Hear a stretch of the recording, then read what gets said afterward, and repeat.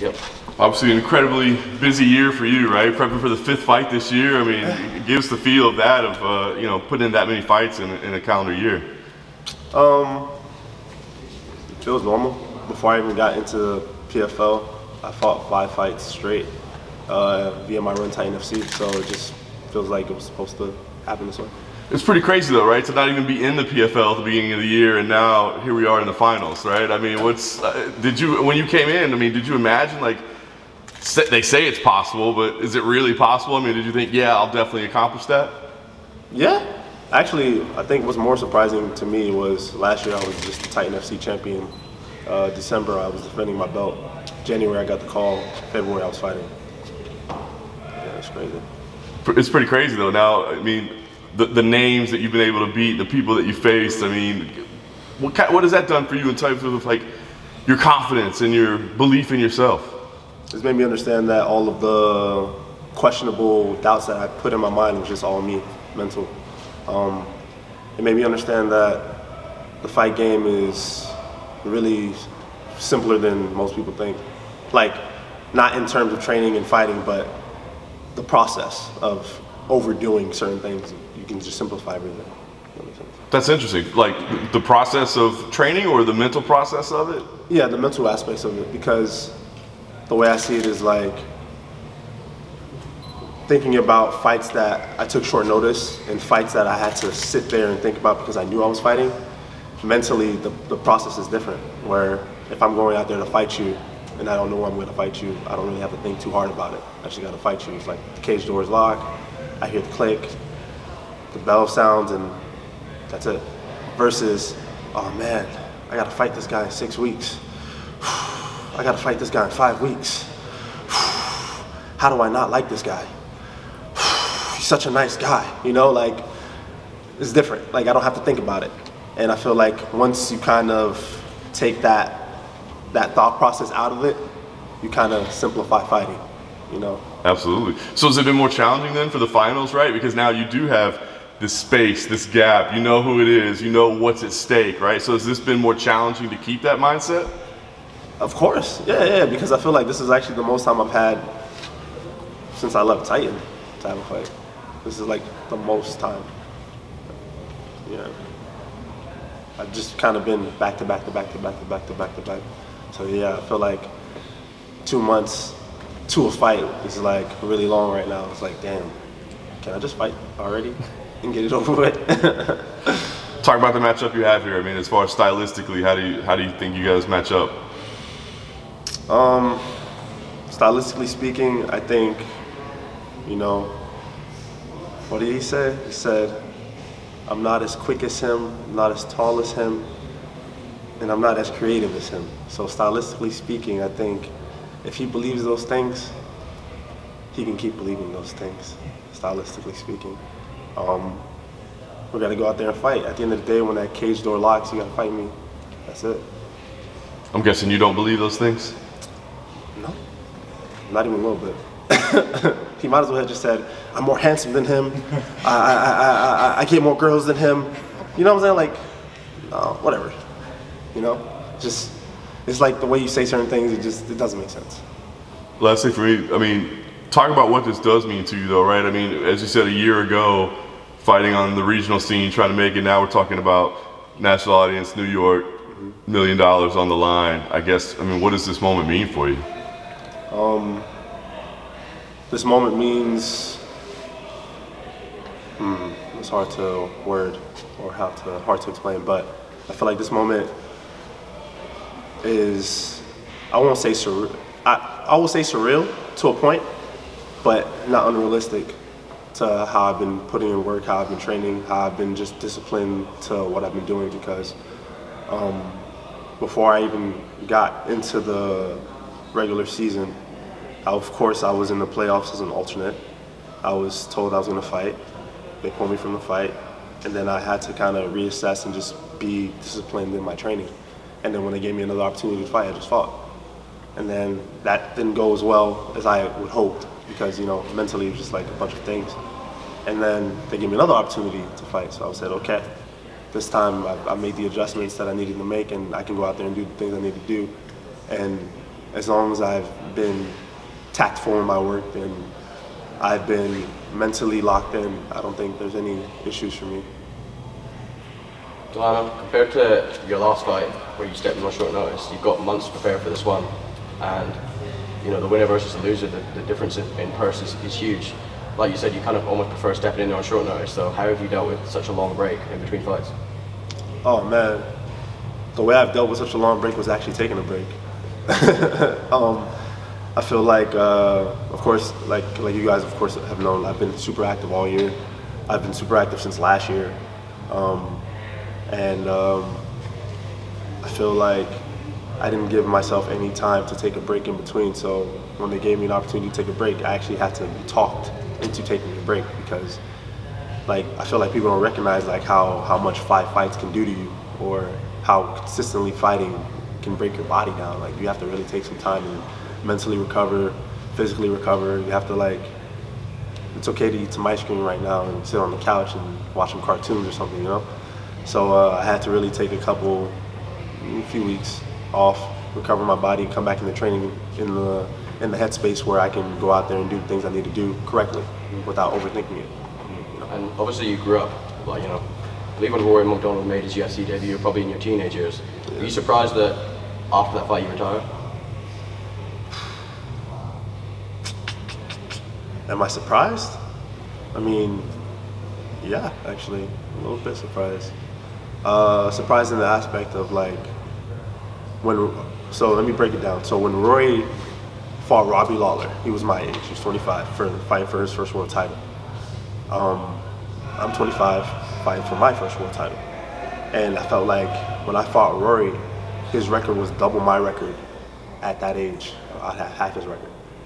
And I felt like me fighting him was like passing of the torch almost, where it's like, you had your time, and now it's my time to have my opportunity to shine, if that makes sense. Mm-hmm. And him retiring, I guess, was still like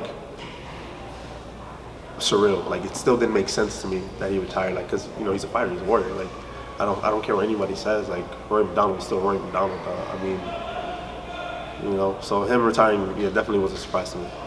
Obviously, you know, you're a prize fighter at the end of the day, so with this 1 million on the line, if you do win it, what's kind of like, okay, where can you go from there? Because, you know, it's hard to, like you said, you'll be a world champion, but what's it for you? Is the belt the main thing, or is it the $1 million? For me, the belt's the main thing. And I say the belt's the main thing because before I knew about fighting or anything like that, I've always just been a competitor. I've always just wanted to be the best at whatever I did, if that makes sense. And realistically speaking, in my mind, I've never fought for money in my life. So it's like, all right, cool, there's $1 million there, but what is $1 million to be in the world greatest? You know? How would winning change your life? Do you feel like you would just go on the same life, or would you be able to kind of do something different with that $1 million, with that title? How do you see your life changing? I feel like with $1 million, there's a million reasons to do a lot of different things, right? But if it ain't broke, don't fix it, right? So I think, of course, $1 million can put a lot of better things into perspective for my life and my family's life, of course. And I plan to do that, you know. I feel like in my family, like I'm like the breadwinner, if that makes sense. So I feel like with an opportunity like this, I can definitely make strides in changing the course of generational curses and things that have already happened in my family, you know, making things right. And but as far as me changing as an individual, I mean, at the end of the day, next season they're gonna have to see me, everybody. What about weighing in on Thanksgiving? Are you kind of looking forward to that Thanksgiving meal? Are you gonna be able to celebrate it all after, or what's the plan there? Do you know? Man, I feel like once I cut weight, I'm not even gonna be that hungry. I feel like, because I love Thanksgiving, and I feel like for Thanksgiving for me, it's like, it's not just waiting for the meal, it's like the meals leading up to Thanksgiving, because you know, you gotta let your stomach kind of stretch out a little bit. So you gotta let it expand so you have space. People think that if you don't eat, you have more space to eat. That's false. You gotta train yourself. You gotta train. Just like fighting, you gotta train your stomach. and I train my stomach. And unfortunately, I won't be able to train my stomach prior to this, so I'll eat, just not like as splendid as I want to. Do you think you're gonna be able to enjoy any of the, the parade, the football game, anything like that? Or are you gonna just go back to bed and just focus on your fight? Or are you gonna let yourself enjoy the day? I'm gonna be in the moment. I'm gonna enjoy the moment. Why not? You know? Thanks.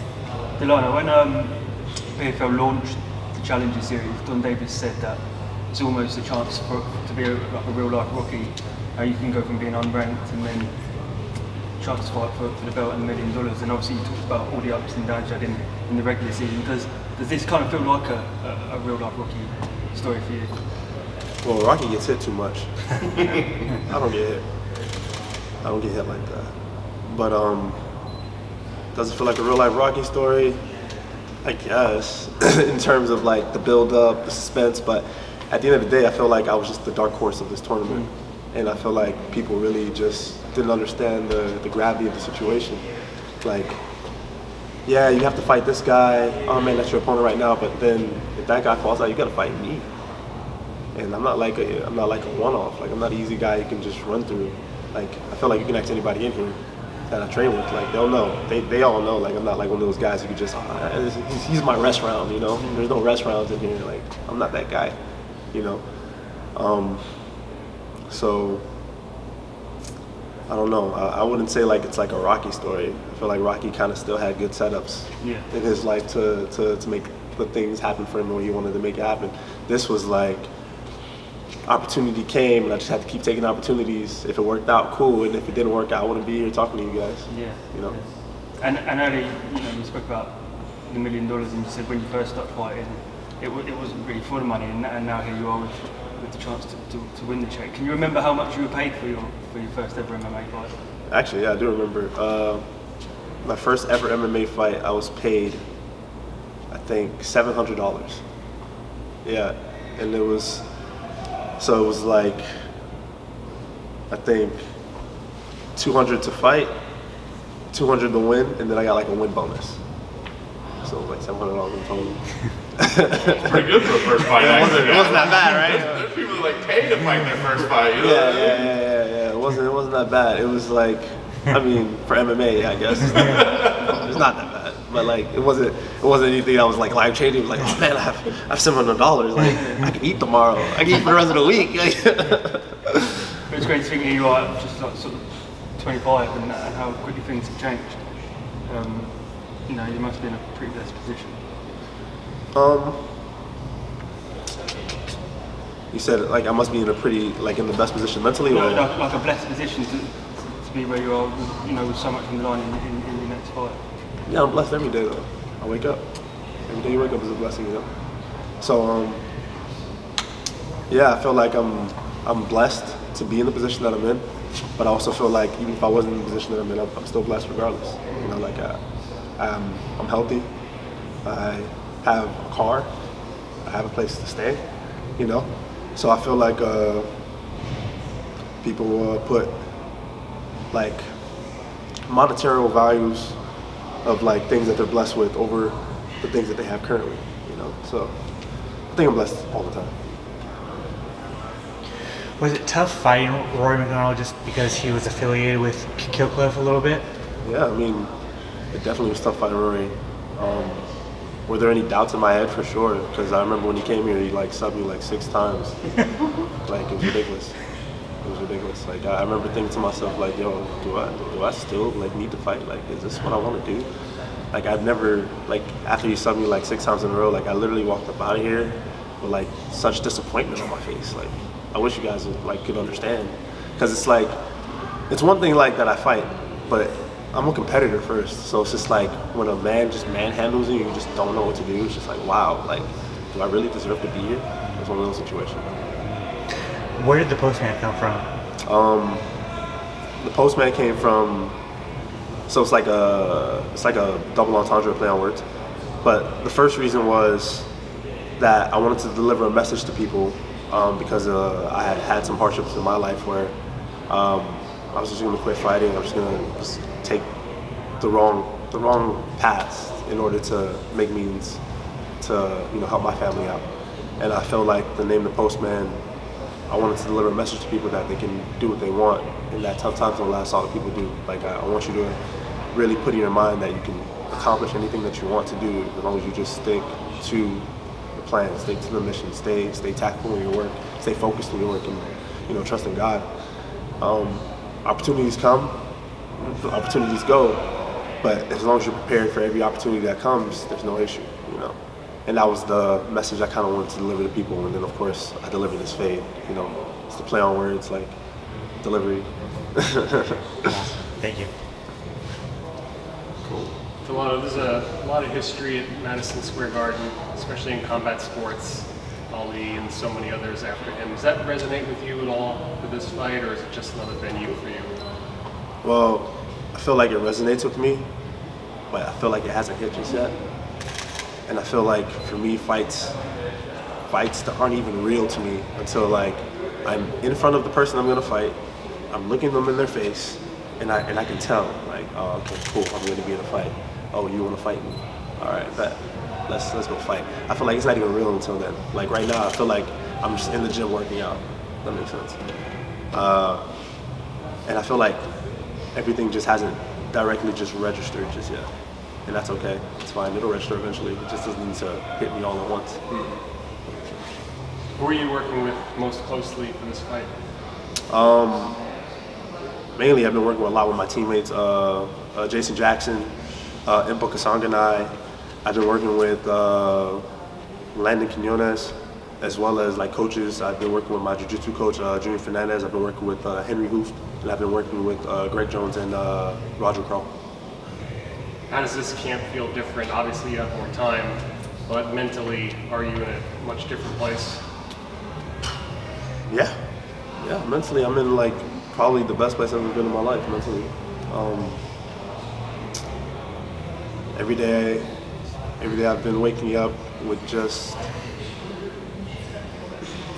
not more of a purposeful work mentality, but just like I've been waking up in the understanding that like I'm just blessed, too blessed to be stressed. I read that you were going to donate some of that winnings to charity. Can you elaborate on that a little more?